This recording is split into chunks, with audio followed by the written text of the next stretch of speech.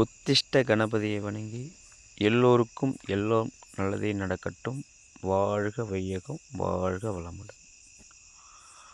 கணவன் மனைவி உறவுகள் சிறப்பாக இருக்குமா? கணவன் மனைவி என்பது இருவருங்கிறது ஒரு பழங்காலத்து பயிர். அதுக்கு தான் இந்த பொருத்தம்லாம் போட்டு அவங்க அதுக்குள்ள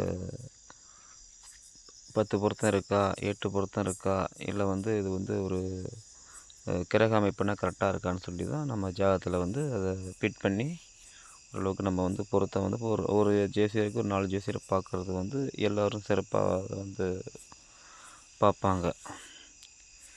பெரும்பாலும் கணவன் மனைவி என்பது 7ஆம் பாவம்.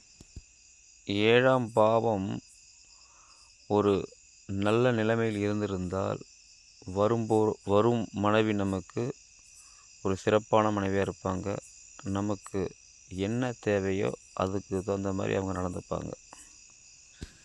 7ஆம் வீட்டு அதிபதி சிறப்பாக இருந்ததுன்னா சிறப்பாக இருக்கும். ஒரு ஒரு ஆண்கள் சதத்தில் சுக்கிரனும் சிறப்பாக இருந்துச்சுன்னா மனைவி அவங்களுக்கு கொடுத்து வச்ச மாதிரி இருப்பாங்க.